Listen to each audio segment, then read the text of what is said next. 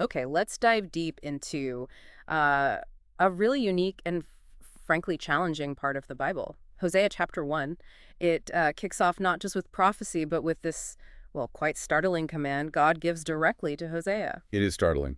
Right away, the Lord tells him, go marry an adulterous woman and have children of unfaithfulness. Hmm.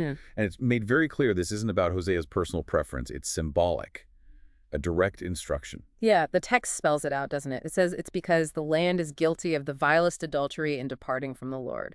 So Hosea's own marriage, his family, it becomes this living metaphor for the whole nation's relationship or lack thereof with God. Exactly. And this metaphor, it gets really specific, almost painfully so, through the names given to the children he has with Gomer. Right, those names. Let's unpack those because they carry so much weight. The first son, Jezreel. What's behind that one? Well, Jezreel it's complicated. It looks both backward and forward. The Uh-huh. text connects it straight to judgment. It mentions punishing the house of Jehu for the massacre at Jezreel. That's a specific violent historical event. Okay, so past violence. Yes, but it's also looking ahead. God says, I will put an end to the kingdom of Israel and break Israel's bow in the valley of Jezreel. Eh. So the name signifies this coming judgment, the end of the northern kingdom's power, all tied to that specific place. Wow. Okay, so Jezreel means judgment, basically. Destruction. Then comes the daughter, Lo Ruhamah. What about her name? Lo Ruhamah. That translates to something like no longer show love, or perhaps not pitied, no mercy. It's this really stark declaration that God's compassion is a Hedena is being withdrawn from Israel. It symbolizes just how serious the consequences are. No love, no mercy. That sounds incredibly final for the northern kingdom. But doesn't the text immediately make a contrast with Judah? It does, quite sharply. Right after naming Lo Ruhamah and explaining the withdrawal of love from Israel, it says, yet I will show love to the house of Judah. On its ad, I will save them, not by bow, sword, or battle, but by the Lord their God.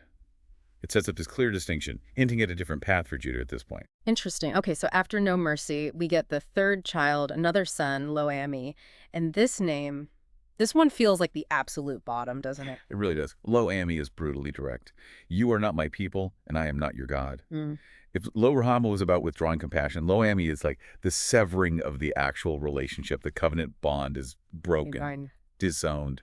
So you've got Jezreel judgment, downfall, Lo-Ruhamah, no mercy, Lo-Ammi, not my people. It's just devastating. All symbolized in a prophet's children. Yeah. What does that say to us, about how seriously God views faithfulness in a relationship? Well, it paints a picture of complete breakdown, doesn't it?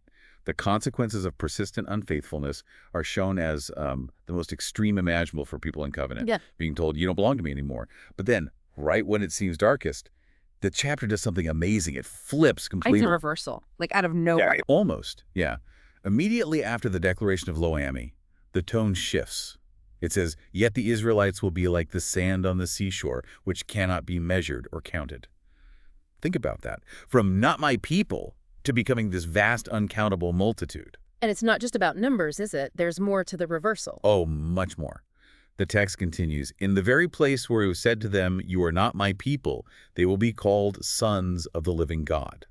So the location of their rejection, symbolic or literal, becomes the very place of their restoration, being called sons. It's incredibly intimate. And then that final verse, tying it all together, it says Judah and Israel will be reunited. Appoint one leader. Exactly. They will appoint one leader and will come up out of the land. Listen to this. For great will be the day of Jezreel. Jezreel. The name that started as judgment, now it's linked to a great day of unity and restoration. That's quite a turn. It absolutely is.